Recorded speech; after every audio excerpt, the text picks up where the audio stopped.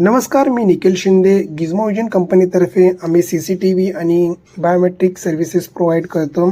तर रोजच्या प्रमाणे मी माझे शेड्यूल्स चेक केले की माझ्याकडे आज काय काय शेड्यूल्स आहेत. तर त्यामध्ये माझ्याकडे एक इम्पॉर्टंट साईट व्हिजिट होती जी भिवंडीमध्ये होती. त्यानंतर मी त्या साईटचे सगळे डिटेल्स घेतले आणि कॉन्टॅक्ट नंबर घेऊन भिवंडीसाठी निघालो. मी ओला बुक केली होती आणि त्यांचा कॉल आला होता की मी बाहेर येऊन उभा राहिलो आहे.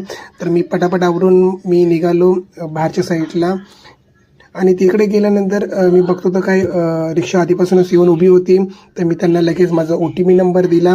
OTP दिल्यानंतर आमचा प्रवास सुरू झाला आणि प्रवास सुरू झाल्यानंतर मी कस्टमरला एकदा कॉल करून सांगितलं की मी निघालो तर मी अर्धा तासात पोचतो. त्यावर ते बोलले की ठीक आहे, पोचा तुम्ही.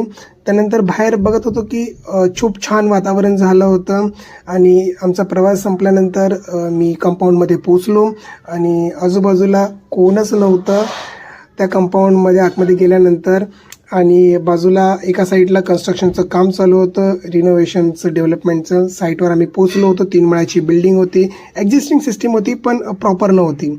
तर मी पूर्ण सर्वे केला, 3ही माळाचा सर्वे केला की कशी रिक्वायरमेंट आहे, कस्टमरची काय रिक्वायरमेंट आहे. ते झाल्यानंतर आम्ही तिथून निघालो आणि निघाल्यानंतर आम्ही शेअर ऑटो केली होती. पण त्या पर्सनला जायचं होतं ठाण्याला, त्यामुळे त्याला आम्हाला मधीच सोडलं होतं.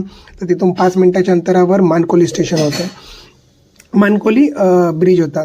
तर आम्ही चालत निघालो रस्त्याच्या मधून वाट काढत काढत. एका साईडहून पूर्ण ट्रकने जाम झाला होता रस्ता. त्यानंतर मानकोलीवर आम्ही एक शेअर ऑटो केली होती जी आम्हाला डायरेक्ट सोडणार होती डोंबिवलीला.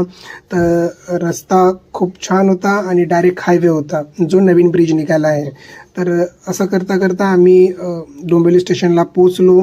तर भेटूयात पुढच्या व्हिडिओमध्ये. धन्यवाद.